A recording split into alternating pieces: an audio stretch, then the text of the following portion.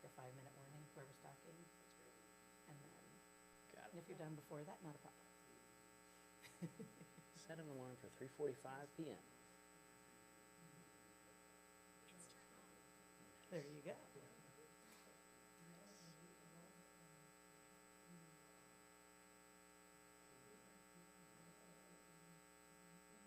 And the YouTube live frame cuts off if you get all the way to the wall. So, you know, don't go hug the wall. You'll be fine. All right, stay inboard of the sign? Okay, you got it. They're like, do we need to let them know? I'm like, "No, I'm gonna go hang out against the wall. It's fine."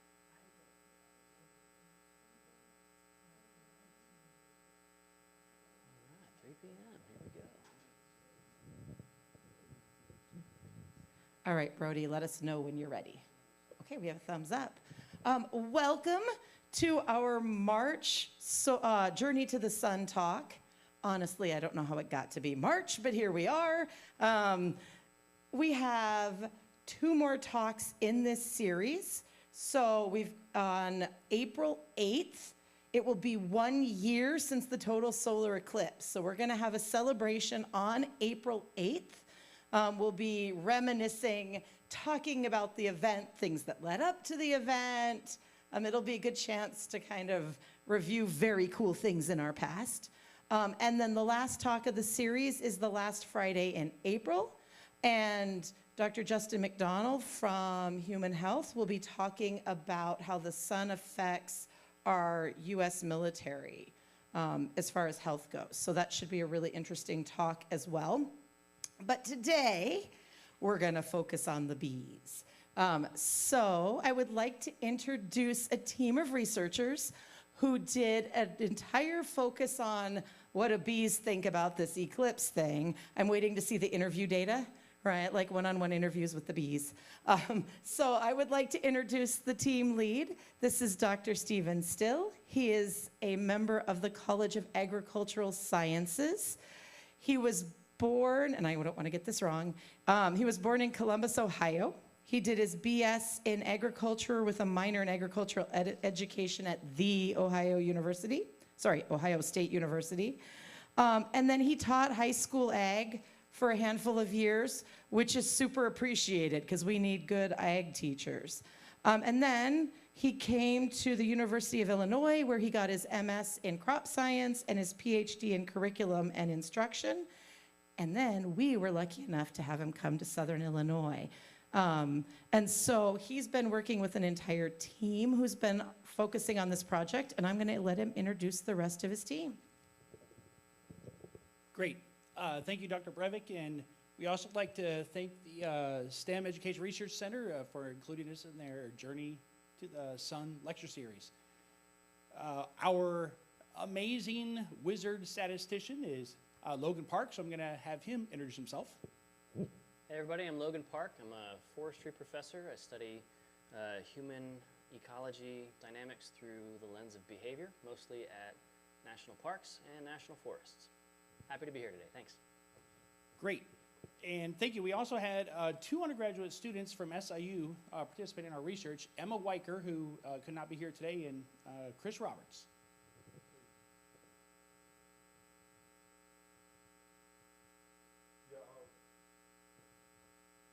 My name is Chris Roberts. I'm studying ag education here at SIU, and I went to a community college called MCC and got my horticulture degree there under Dr. Byer. So, yeah, I'm glad to be a part of this project that Dr. Still let me be a part of, and happy to present this information to you. Great. Thank you, Chris. All right, so we'll jump on in here. So we were lucky. We've had an amazing opportunity here in Southern Illinois to be able to experience 2 full solar eclipses in our town here in Carbondale. Chris is going to walk around the room and talk to us about our opening activity. So you have 30 seconds. I'm going to hand out these note cards to everybody. You have 30 seconds to identify the animal on the note card and see what it would do during the total solar eclipse. So on the back, I'm gonna get you guys pencils too. On the back, write down what you think this animal would do during the total solar eclipse. Like what would it do? Just anything. What do you think?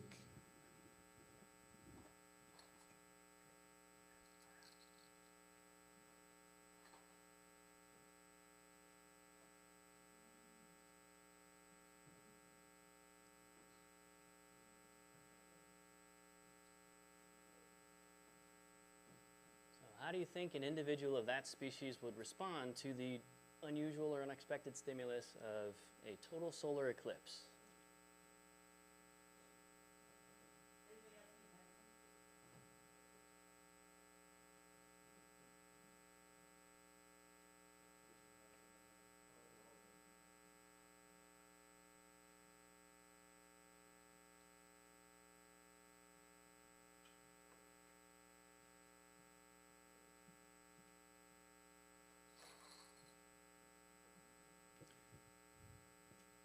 Okay, probably 30 more seconds now that everyone's got a card.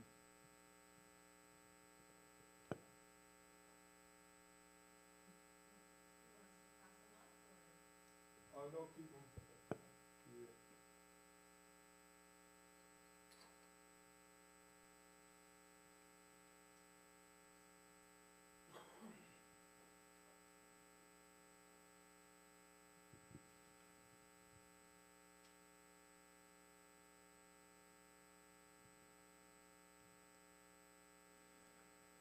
Okay, now we're gonna give 2 minutes for you to discuss with somebody around you what your animal would do. So just discuss what you guys thought and brainstormed about how the total solar eclipse would affect this animal on your note card. And if you can, find somebody who has the same animal as you. So make a new friend.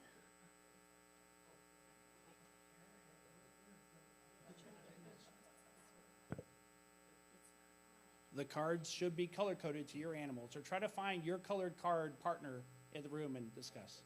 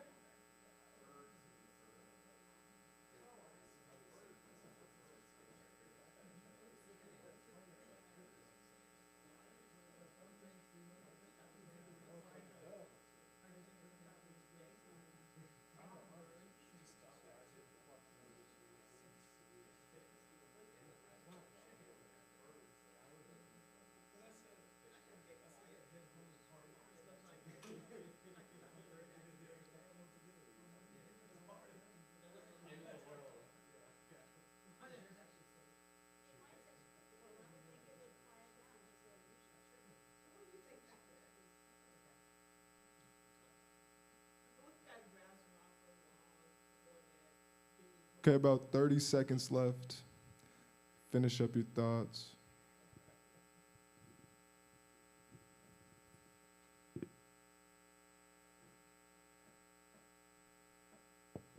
Okay, it looks like I think conversation is wrapped up. So let me, who are my cricket? Where's my cricket group? Oh, there we go. So we have two pink. So the two pink folks, what did you think the crickets were going to do in the event of an eclipse? It sounded like opposites, because I said start chirping, and it sounded like she said the opposite. Do you think maybe they'll stop chirping quiet? I think it would stop chirping. Okay, during the eclipse. Yeah. And do you think it would start up? I think it would start, because I tend to hear crickets at night. Oh, you're right. Okay, well, fortunately we have some data. So interestingly, throughout time, going back 2,000 years, humans have noticed that during eclipses, animals do respond to eclipses in different ways. Scientists aren't 100% sure, but light, temperature, air pressure, humidity.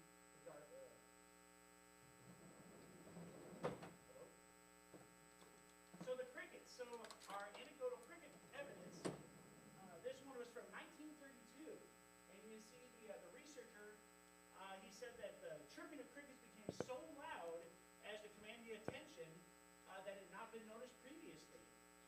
So it's observed that it kind of gradually diminished shortly after a total eclipse. Sorry, technical challenges, my apologies.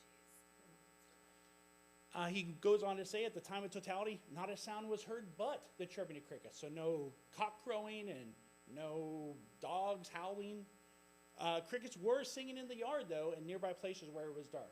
So if you said crickets were chirping, then you were probably on the right track. So how about my birds? Who are my bird people? All right, what did we find out about birds or guess about birds? Oh, sure. Okay, so will birds get quiet? That's a pretty good guess. And historically, we have data for that as well. So when the total solar eclipse occurred, the laying hens of the broilers became quiet. They kind of huddled together. The gulls stopped flying and were quiet. Sparrows did not fly or sing, and they crowded together in the trees. So this was Turkey, researchers in Turkey in 2004. Here we also see some birds roosting. So at my own house, that's what the chickens look like when it's nighttime. They go roost. So they said that the fowls in the garden, in this case, they kind of were like doing some unhappy kind of crowing or cackling, but they roosted. And the reports from the area of totality show overwhelmingly that nearly all kinds of domestic poultry acted in a subdued and quiet manner. So we're seeing again, they didn't count things on a calculator, but they were making observations. How about my turtle folks? What'd you guys say? So you think they might come onto land? That's a really good guess. So Austin P, where they did some research in the 2017 eclipse, they were collecting their data and they just looked at the pond and their turtles are coming out of the pond. So they said, quick, write this down. And they collected, spur of the moment, data points on that. So you can see before the totality, there were turtles. But then at totality, the number jumped up to 40 turtles on the shore. And then after totality, it decreased back down to a normal 7. So they did come out. It depends on the species of turtle, but in this case, they came out of into the shallows. And cows. Do we have a cow group? Okay, so it's interesting. So cows, they actually did target the cows for research. They had 8 heifers, and they found out the cows really didn't do anything. They just kind of sat there and resting, chewing their cud. Once it happened, one of them got up to kind of maybe graze, but as soon as the sun came out, she laid down again, and so really not a big change in heifers. Finally, bees. The reason we're here. What do we guess about bees?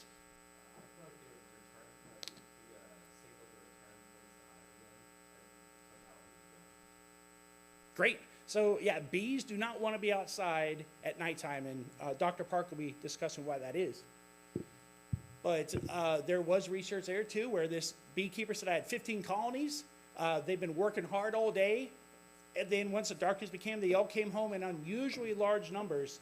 When it was darkest, it was too dark to see the way. They just kept flying around in circles, confused, or just landing on the grass because they say, I don't know where I'm going. So that was again 1932. So I'm going to pass it back over to Chris here. Yeah, so our research questions are, what is the synchronicity of events during the total solar eclipse that gives rise to changes in honeybee behavior? So let that sink in. Now our next question is, how do anomalous air temperature, solar radiation, wind speed and direction, and other environmental factors during a total solar eclipse affect honeybee behavior? We're actually extending a study done by Austin P. by Professor Donald Sudbrick and adjunct instructor Robert Moore. So this is their field that they use, this is the volunteers, and these are the hives from the study that we're extending.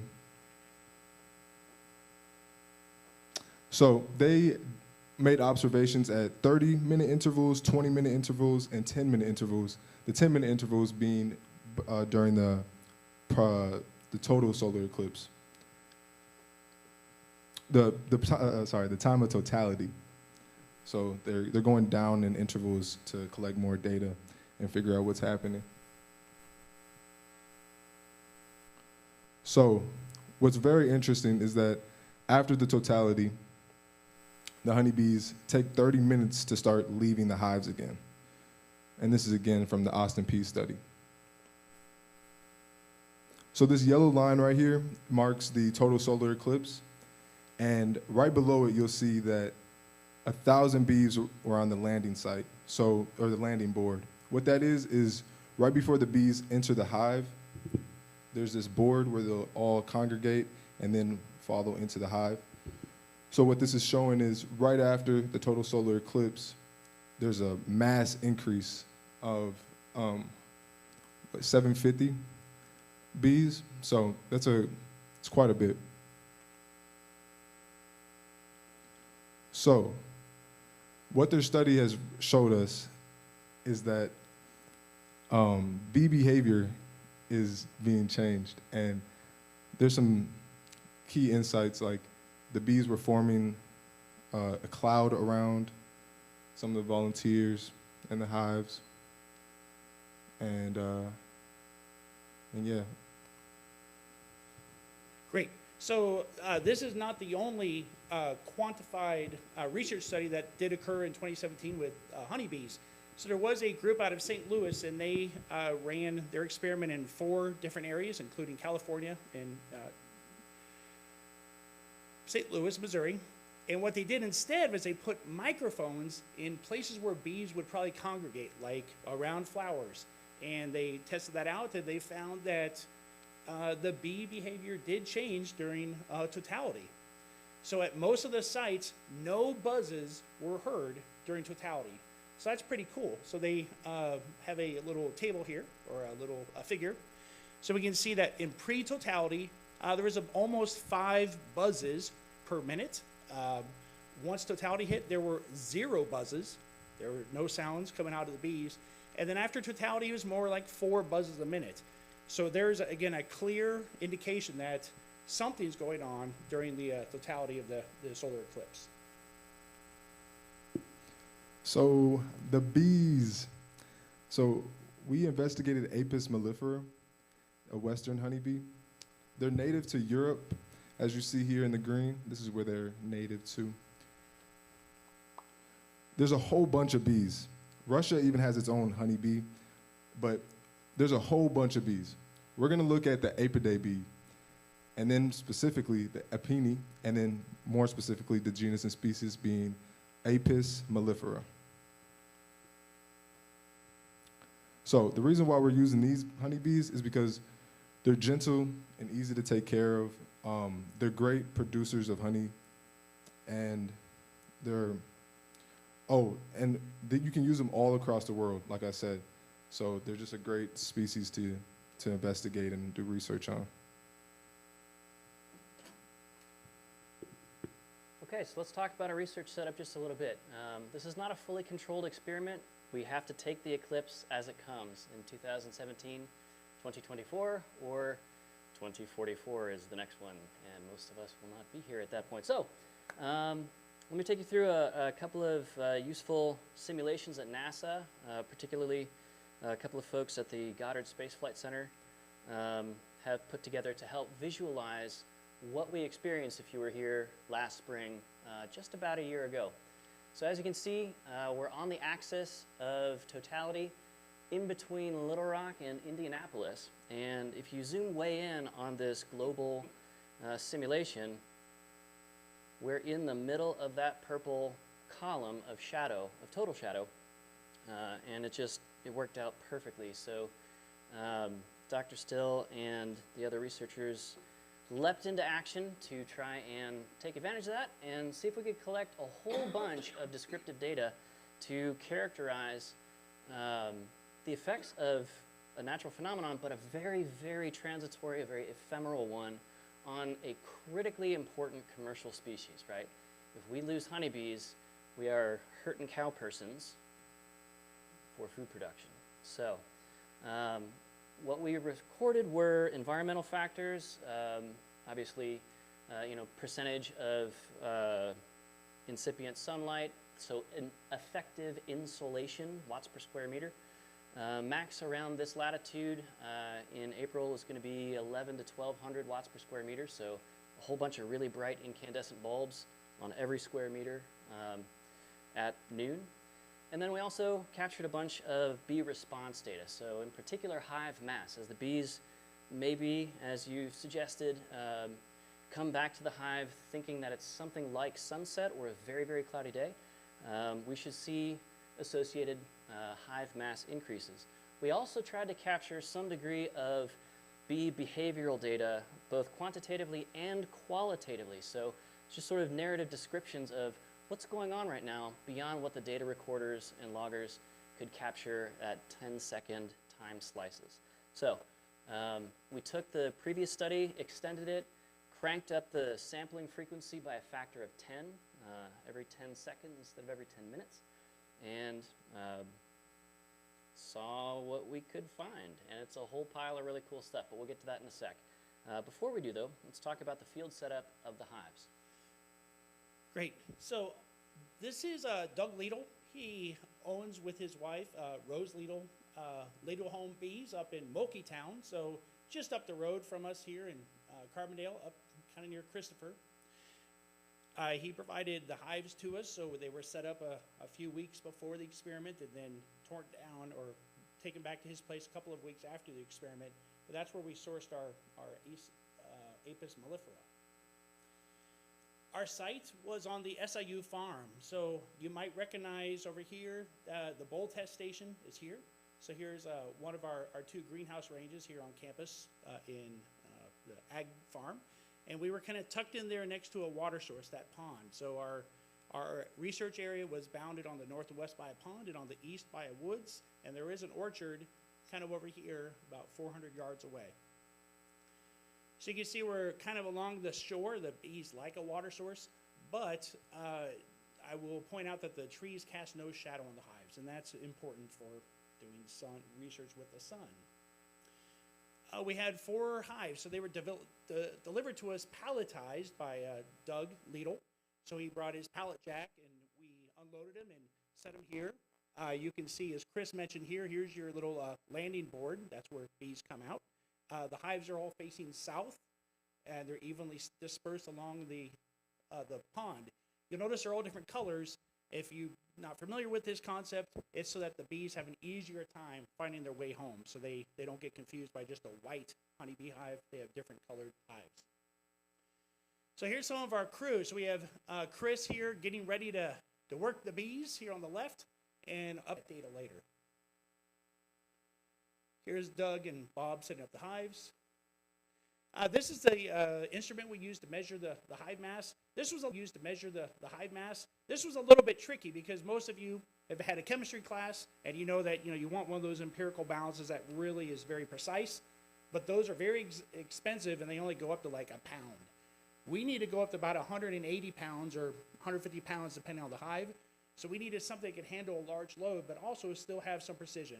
So we settled on this unit, which is about 80 bucks a piece, not too bad. Incidentally, they're used to measure refrigerant in HVAC work. So this would be how the hive would be in action. So there you can see this one's 64 pounds, 15.8 ounces. And here's a professor with Emma Weicker in the middle and Chris on the left, learning how to use the scale and take measures. At our camp, this would be our base camp. So we had workers from volunteer students from 2 schools, and they could get out of the sun and have lunch here. Here we see some students here on the left, again, making recordings right now. And on the right, they're also standing there making recordings. I'll note that no one got stung. And maybe if you're familiar with working around hives or not, maybe you're afraid like, oh, I don't want to go near a hive. Hives are not scary. The time they're scary is if you go beat on a hive or you stand right in front of a hive where the bees come and go. If you're off to the side, there's no problem. So during the normal operations of the sun, when there was no eclipse, everyone was fine. There were no stings. And one last shot of our crew here that helped out. So think about just real quickly what that picture represents. They got an army of volunteers to collect rigorous and detailed data during an astronomical event that very few people get to experience more than once. So the fact that these folks were willing to donate serious time and attention and effort is a pretty big deal, and we're very grateful for that. Let's talk a little bit about the data preparation steps. So we get data from last April 8th, 2024. And we have piles and piles of numbers and quotes and observations of various flavors or types to harmonize, bring together, clean up, ready to go. So first we had to remove impossible values. The sensitivity on those scales to the thousandth of unit for thousandths of a pound or thousandths of a kilogram, 1 gram, is pretty close to the neighborhood we need for measuring bees, even one by one, as they're entering or leaving a hive, maybe even by the hundreds or thousands as well.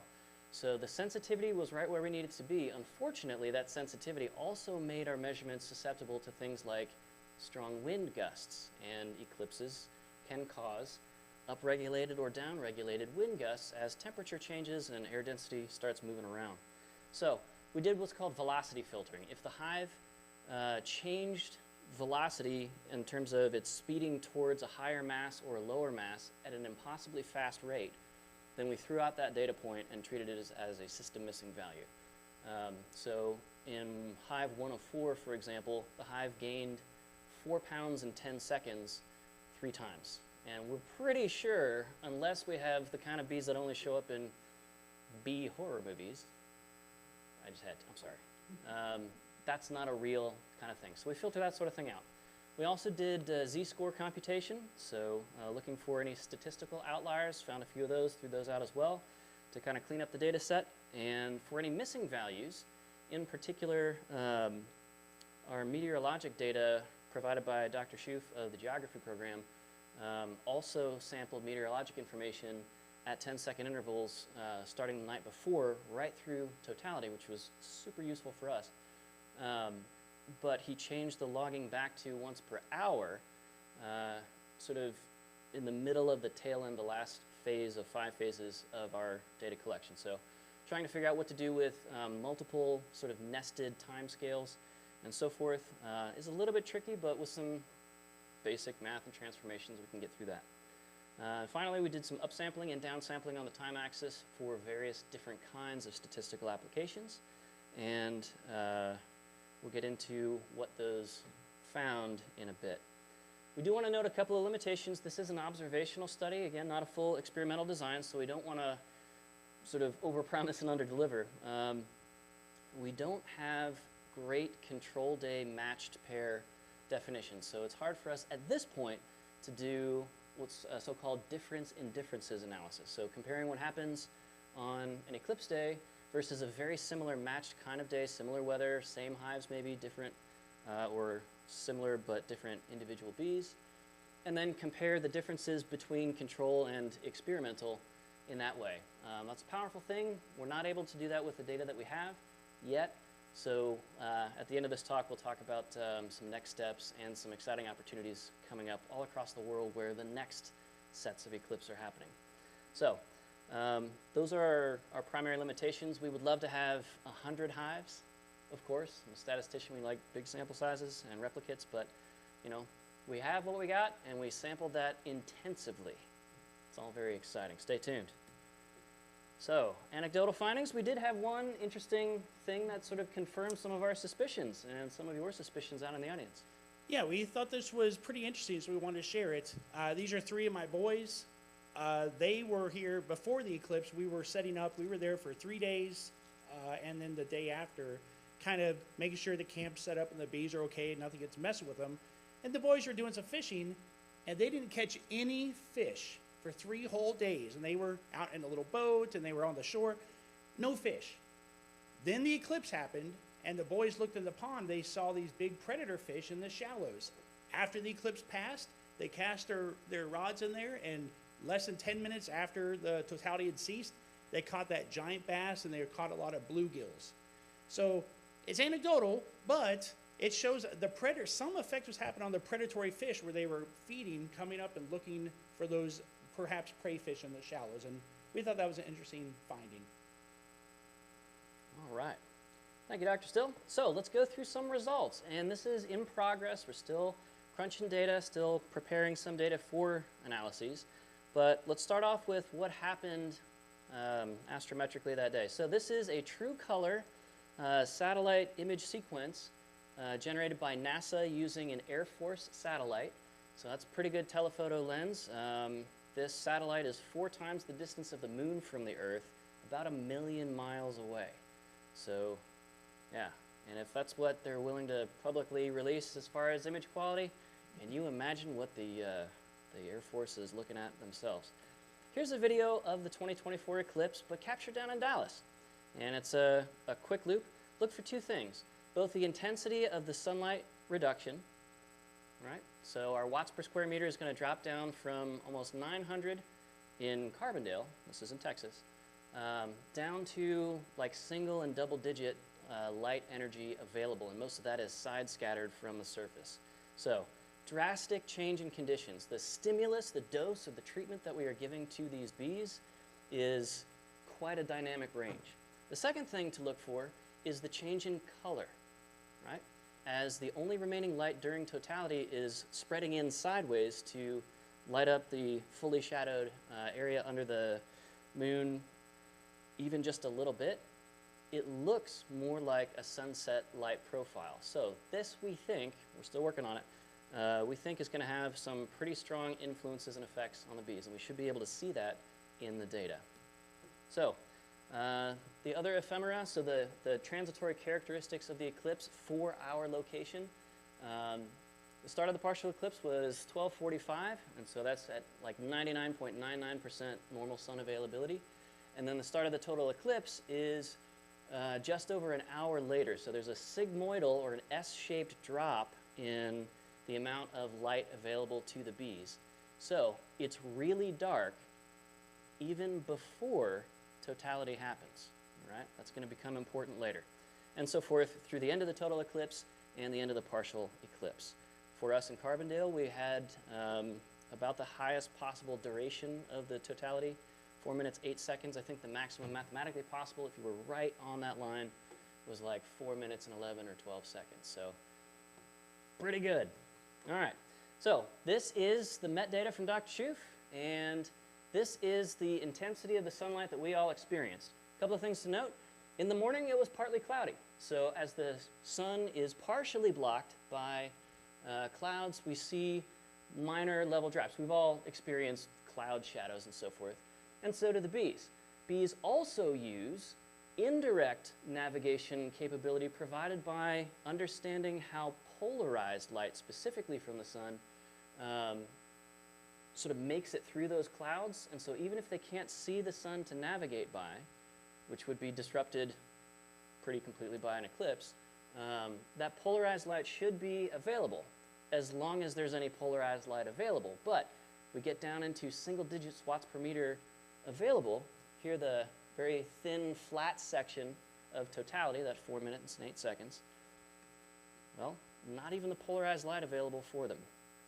The wind's picking up, we'll see that in a bit as well. So, wind is a function of solar energy heating masses of air in our atmosphere unevenly, and then pressure differentials pushing those blobs of air from one place to another. You can see a very clear and symmetric effect centered on totality as far as wind strength. So if you're a bee and you're navigating by olfaction, that is, navigating by scents that you encounter along the way and along the way back from foraging, these wind gusts are going to be pretty important. I'm still working on the wind direction analysis, but I think it's going to be absolute chaos in terms of wind direction versus what the bees are normally accustomed to and expecting and essentially trained by their habituation on site in the weeks before. So if we do a 2-minute smoothed window of air temperature to smooth out some of those jaggies on the graph, we see the same kind of effect, right? As it gets darker, things cool off, but there's a delay. There's a latency. There's a time lag effect between minimum insolation or minimum solar energy and minimum air temperature, okay?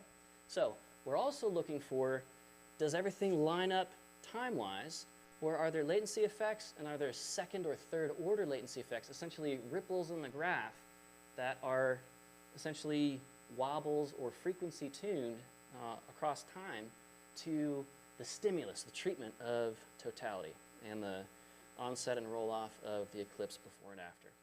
So insolation versus air temperature, this graph just shows that we have a lag effect, and the lag effect is not uniform, right? So we can see the time distance left to right between the onset of the eclipse and the air temperature dropping, but the air temperature starts warming up faster than it was cooling down. Okay, so this is just for the stats nerds in the rooms. We're going to have to have a non-constant lag factor in each of these analyses as input variables for how much are we confusing the bees. All right, relative humidity also responded. As temperature dropped, relative humidity increased as well as air loses its ability to hold water in vapor form. So let's get into the business. I'm sorry, I apologize for that pun as well. How did hive mass change over time? We are, for these analyses, holding the effects of gravity fluctuation caused by the syzygy, the 3 astral bodies in a row effect of lowered gravity, as the sun and the moon both are pulling gravity away from Earth's core. It's on the order of parts per billion. So if you or I or anybody was hoping to, tip the scale a little bit down during the eclipse, the sun does not believe in the power of our hopes and dreams. Moving on. Here's Hive 1's mass over time with insolation, again, superimposed over it. So we see 2 things here on this graph and on the other 3, so I'm not going to show you all 4 in sequence. We'll combine them together next. We see a peak right at totality. That's the flatter, smaller peak, and it's a very noisy peak, right? A lot of coming and going from the hive during that 4 minutes, 8 seconds, and then a higher, wider, slower resolving peak after, right? So this is one of those time ripples. We thought initially, well, the bees are just going to kind of shut down during the eclipse and then sort of get back to business. That is not true empirically. So this kind of agrees with the Austin P., the previous research done, but has some important contrast. Let's get into it. So in order to harmonize these 4 masses of 4 similar design, but individually and separate and different hives in those structures, we have to sort of normalize them in terms of how much mass change did each one go, assign that as a percentage, and then combine the percentages as averages or medians to help sort of denoise the combination and make it a valid mathematical combination. So when we plot all 4 of those normalized hive mass changes together, look at the agreement during the eclipse, especially during totality, and that follow-on peak afterwards, and look at the disagreement before. Look at the disagreement after. We think this is important, but we need to analyze our qualitative data a lot more to figure out the why. The numbers can tell us the what and how much, but we have to have those human observations to figure out what's driving this. Again, since this is an observational study, we can't run it as experimental trials, so we're relying on that qualitative insight very heavily. These are the across-hive masses expressed as median mass, percent change, and average. Median tends to have deeper troughs and higher peaks in almost all cases across. Average is more conservative. It's shallower troughs and slightly less tall peaks. And here is totality, that 4-minute window. As you can see, there is specific and clear response in the signal of mass over time during that specific window. So we're really pretty excited about it. You never quite know what's going to happen on a project like this, so we turned up our data collection density as high as we could, got as many hives as we could, and we started finding things. Let's talk about that latency and time effect. Previous research from the late 1990s, published in 2000 in the UK, found that honeybees of this particular species, at least in August, that's important, at least in August, fly a median range of about 5.5 kilometers or an average of 6.1 kilometers, about 3 miles. The time of flight for that is going to be a little bit faster on the way out and a little bit slower on the way back if they are loaded down with pollen. Remember, each of these bees is only 0.12 grams. And so if they have those big sort of side saddle pouches of pollen all filled up, ready to bring back to the hive, they're going to fly back much more slowly because even tiny amounts of pollen are a meaningful fraction of how much that bee can fly, or how fast that bee can fly and what freight or cargo capacity it has, so to speak. So we're looking at 6 to 8 meters per second for a healthy, mature honeybee of this species. And running those numbers together and doing some unit conversions, we get a typical latency to hive of 15 to 16 minutes for the middle 50% in terms of how far the bees are ranging for their food. So this study is in early April, or our study is in early April. This previous study, again, was in August, and so the bees are having to fly farther. So we should expect something like this characteristic flight time, sort of a nice, even and symmetric distribution of bees arriving from a random distribution of distances. And we get that, and that latency back to the hive is less because we're earlier in the season, they don't have to go as far, and we know from our experimental setup that the preferred food source, those orchards on the other side of the pond at the university farms, about 1/3 of a kilometer away instead of 5.5 kilometers away, right? So we should see less of a flight time, and in fact we do. The observed eclipse to mass change latency was 10 to 11 minutes. And that's the peak value, that's the second and larger and flatter peak after totality is over. So these bees, from their perspective, are out and about on their business until a little bit after 12, and then things start getting weird, and maybe they're thinking, oh, it's time to go home, and then it starts getting really dark, and they can't get home. So the observed mass changes, we have to take into account that a whole bunch of bees got disoriented, and we'll talk about why that is coming up. Here's the count of bees on hive landing. Here we found the opposite of the Austin Peay researchers. This is fascinating to me, and we're not sure why this is yet. So the Austin Peay folks found up to a minimum of 3, 4, 5 times as many bees on the landings during totality. We found almost the minimum. But it's not that they weren't there. Some of them are lost, right? They can't navigate home, so they can't contribute to those hive counts or the mass.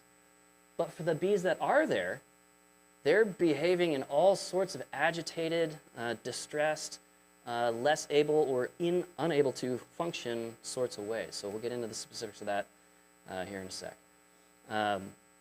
So the observed totality landing area count latency, that peaked about an hour and a half after totality was done.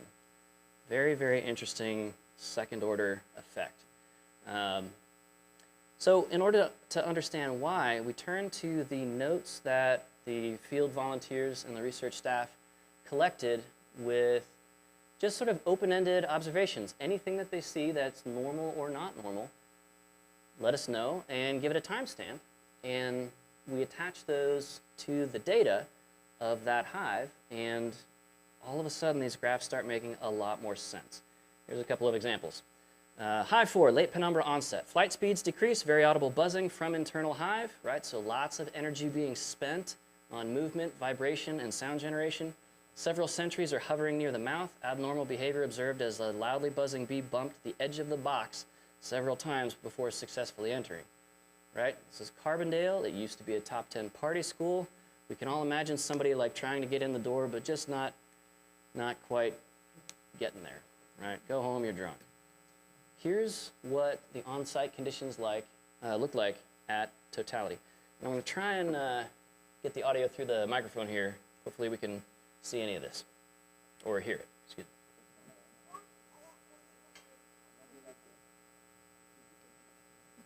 me. So I want you to notice that the lightest part of the sky is way down at the horizon. It looks like sunrise or sunset, but in the middle of totality, it's sunrise or sunset in 360. It looks like that all around you. Imagine how confusing that is for a bee who is specifically navigating by the position of the sun. So if the sun looks like it's down at the horizon, and it's really dim, and it's in all directions because we're in the middle, the center part of the center most intense part of the shadow, right? This is pretty straightforwardly what's going on. Folks are saying during that previous video, you know, the bees are bumping into us. One person got stung during totality. This is 5 minutes before. Notice that sort of orange cast to the video. That's not a filter that, you know, many of us experienced totality. You know what it looked like and the umbral onset. So, the most number of active flyers seen today, patterns are erratic. Bees appear agitated, mass entry, so mob entry, including smaller entrants for the first time today. 40 plus bees entering almost simultaneously, similar to a herd of cattle. That's not normal. Right? These bees are confused, they are trying and struggling. Again, a lot of bees not even at the hive anymore. They're just lost, and some of them may be victims to mortality by running out of energy or calories or food supply. General activity is increased. Buzzing is louder. A bee makes contact with observers' glasses. Now, Dr. Still said earlier, you have nothing to worry about safety-wise from honeybees as long as you're not blocking the entrance. But here, somebody gets stung. Bees are flying into people, not aggressively, but just unable to even navigate. So that low-angle scattered or reflected sunlight from low-angle particulate haze in particular is going to be a major problem for the bees, and that's reflected in our time series data. We have to get back up to a functional level of light, and the bees have to resettle before that last wave can come in. That's where I think the 90-minute peak in the bee landing data is coming from, but I'm not sure yet. So, hive mass by eclipse phase, if we want to start running stats on it, we have a bunch of ANOVAs. These are not repeated measures of ANOVAs. This is just a super quick and dirty approximation. Some of the lowest p-values, so statistically significant differences in hive masses at each phase pair of the eclipse. So before the eclipse to penumbra onset to total eclipse, all of these are significantly different in terms of mass. Right? You saw the graphs. There are big peaks, big changes in mass over time. So that's a pretty crude way to split up a bunch of 10-second data into just 5 bins and reduce down the data. And it gave us some significant but also meaningful results. If you look at the first derivative, the slope of the mass change, you see a lot of noise around totality, right? And it's percent change up and down. So bees are landing, other bees are leaving at the same time. It's dark, nobody knows what's going on. Cats fighting dogs, right? It's a mess. And this is capturing that dynamic along the lines of an interesting contrast against there's a lot of bees entering and exiting, but our bee landing counts are very low. So this is bees, relatively, potentially very few bees. You know, if you look at the size, the mass percent change, this is a couple of bees in a lot of confusion in a small space. Really cool stuff to combine these different measures. We're working towards a hive mass corrected for diurnal cycle. So if the bee hive mass fluctuates normally during the day, we need to subtract that signal out. And we're going to move into repeated measures of ANOVA and our secret weapon, linear mixed effects model with time splines. So we're going to chop our graph or graphs up into a bunch of discrete regions, do curve fitting on each one of those, and say, yeah, this is a meaningful and sharp change. We need a completely different equation for this part of the graph versus that part of the graph, because these bees are experiencing like state changes in their environment, and they're responding with confusion and agitation. We want to get those video files extracted, decomposed down into frames, and also run spectrographic analysis and use honeybee signature acoustic analysis to figure out what we can get off those video and audio feeds. And we think this means a couple of things. I'm wondering, when do the bees actually return to hive? Our analyses so far are just assuming, well, totality gets full and then things start happening. But the bees are clearly starting well before that, right? So when we get down to 25% sunlight or 10%, something like that, And so that's throwing off our analyses. Our model fitting is a little bit messed up because we're making the wrong initial assumption. But we have plenty of data to calibrate and then validate the model. So not too worried about that. Finally, we think this means something for beekeepers. If you're in the path of an eclipse, keep those bees home, right? Because there may be significant mortality from bees getting lost, going the wrong direction because their navigation beacon is omnidirectional all around them, and potentially the wind's going all cross directions. So just keep them home, right? And from there, conclusions. We want to jump into a bunch more data collection with the next eclipse in 2026, in August. That's over in Spain, so Chris has a little bit more information for us about that. Yeah, so the next total solar eclipse in America is 2044, and we don't want to wait that long. So the next one that's going to happen is in Spain in 2026, and we want to get a lot of data. We want to do some difference on difference analysis, and yeah, we want to be as logical as possible right now. Just collect the data, get quantitative and qualitative measurements, and then we can start going with the big ideas and brainstorming and seeing what this means to bees and to farmers and to how does this pollinators affect the world under the sun. So yeah, it could affect their honey composition, the properties of it. So, you know, honey already is antimicrobial. I can't say that word, but it has healing properties and whatnot. But yeah, and it could affect the mortality of honeybees as well. So yeah, we're looking for partners to go to Spain with and do this research. So if you guys know any billionaire friends, just, you know, let them know about the honeybees. And yeah, we just want to replicate this study again and get some more data. This is all our works cited. And we want to say a big thank you to Dr. Schoof. He provided a lot of data so that we could run all of this and model it all. We also want to thank Lidl Hoon Bees for providing the bees. Very appreciative of them. They're very nice. And all the volunteer staff. Couldn't have did it without them. And Dr. Steele, of course. And Dr. Park. Dr. Park helps tremendously on this project.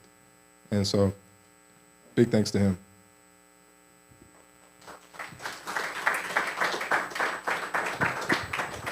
So we've got about 5 minutes for questions. So if you've got a question, I'm going to bring you the mic. Who's got a question?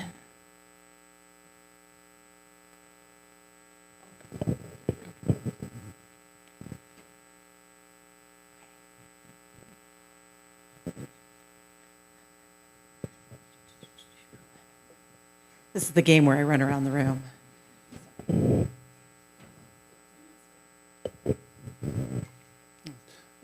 Certainly a lot of interesting behavior there. Where you have the bees coming in so much later after the eclipse, does that imply that the bees, I mean, they get disoriented out there and they start heading back, the eclipse happens, they can't get back, but once it gets light again, their main objective is still just to get back to the hive. They don't want to start over out there. It's like they can't find another flower until they get back to the hive. Something like that, yeah. So bees have to be very efficient in what they do. The context for this is a worker bee's life is a race against the clock. They have a season to bank as many calories as they can in the form of pollen sugars or nectar, and that's kind of it. That's all they get. So to the extent that they have to start foraging further and further, like the biological imperative for them is to get that supply back to the hive and stored. And they don't have enormous gas tanks, right? So some of these bees, we think, are straight up starving to death, if you want to think of it that way. In the same way that, if a mouse doesn't eat, a typical mouse species doesn't eat within, 6, 8, 12 hours, something like that, it will starve to death almost immediately. So there's real real impetus there. And bee brains are relatively simple, but they're remarkably effective at using multiple navigation inputs. They use optical flow in the same way that if you've ever had someone give directions, like, turn left if the dog's sleeping in the road. If he's not there, turn left anyway, and then hang a right at the bank, and the next time do that. It's amazing. So, yeah, it's pausing some of the bees. Some of the bees were observed landing and then eventually taking to the air and successfully getting back to the hive, but others just unaccounted for. They drop off the map and either just take off the wrong way or experience predation, or who knows. So it'd be great to get some more data on that for sure. Great question. Did that kind of cover that? Okay. Well, we're live streaming, so I'm gonna. Thank you for your presentation. It's really fascinating. I may have missed something on the graphs. Did you have a total mass of the bee colony prior to flight, like at the beginning? Yes. Yeah. Yeah. So let's be the first graphs here. So this is hive mass expressed as kilograms, and I've truncated the labels for that axis, but the precision is 2 digits higher. So then sort of like the sleeping weight of the hive. Yeah, so that would be the earliest data points, which we only sampled at once per hour, starting at 9:45 a.m. that morning. And then we also have a couple of control individual points for 2 p.m. for hives on a separate day, and then an evening sort of default nighttime hive mass. Yeah. Right. So the nighttime hive mass. I'm just wondering if that equaled or if what the percentage or what the difference was between the totality, the weight at totality, compared to at night, a natural sunlight deprived situation. Great question. My window on the reality of the situation cuts off at 6 p.m. Yeah. So.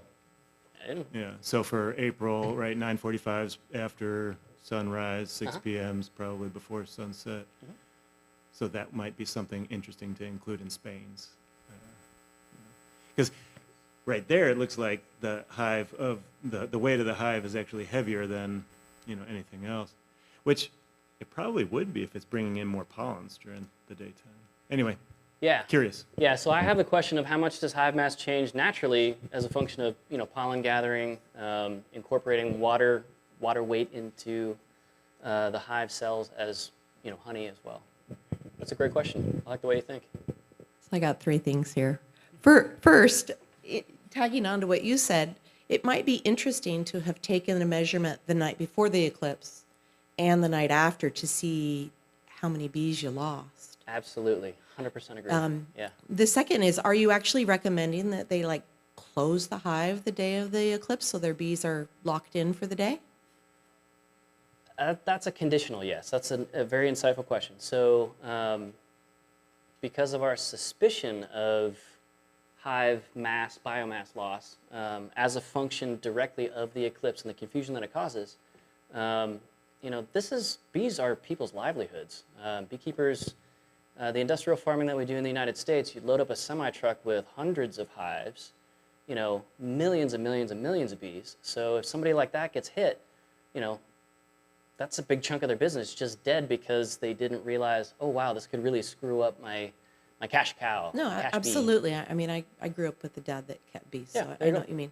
The last one is, do you think it makes a difference whether you lose the bees in April versus August? Because, if you lose them in April, you have most of the summer to recoup your losses, whereas if you lose it in August, it's harder on the hive when winter comes, wouldn't you think? Or Yeah, am I thinking wrong? No, you're on the right track. If you lost your bees too soon in the spring, before they've had a chance to build up their numbers, it would be more detrimental. However, at some point, and we'd have to look this up in the literature, I don't know the exact answer, but at some point in the spring, you're going to reach a number where it's probably negligible. It's not too bad of a problem. They can recover. you're also right. As you go into the fall, the hives naturally do decrease in numbers, and you're going to have workers dying, and they're not going to be replaced because they're getting ready for winter. So that wouldn't be a bad time, assuming you have your honey and pollen stores kind of getting ready or kind of set up for the winter. It's not a bad thing to lose your bees. As long as you don't lose so many that your hive it will freeze in the winter by not having a critical number of bees to stay warm over the winter. All right, we have one last question. So since you're recommending for bee farmers to close their hives, would it be possible for you to do that during the eclipse so that you know what happens when you close it and compare it with the ones that are not closed?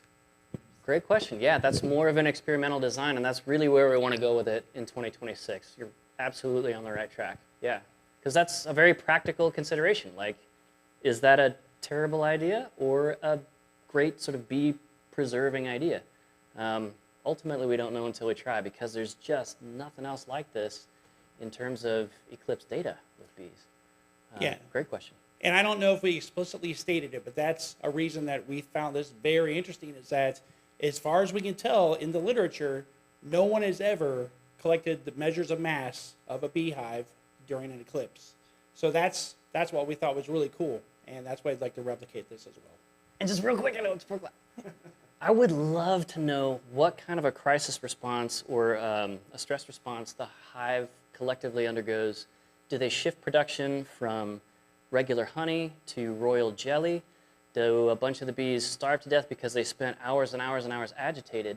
And we know that bees can straight up kill themselves by trying to defend the hive by overheating predators like aggressive wasps, for example. They'll surround the wasp and kind of vibrate until the wasp overheats, and they'll all die too.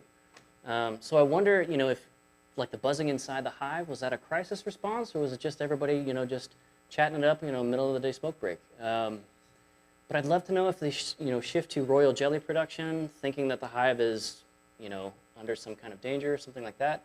Does that, use up their early April calories stored on relatively thin amounts of blooms up to that point? Right? There's so much more to go with. Right, I'd like to thank our speakers, if you would, please. If you have other questions, I'm sure they'd be happy to hang around. I want to make one more quick announcement. If you are interested in the 2026 total solar eclipse, the Alumni Association is putting together an alumni trip to Spain in August. It will go live for registration very soon if it's not live yet. So we are taking a study abroad group for students, but for alumni, there will be an opportunity as well. So maybe we'll get to watch the bees in Spain too. All right, well, thank you so much for coming. We will be back again April 8th.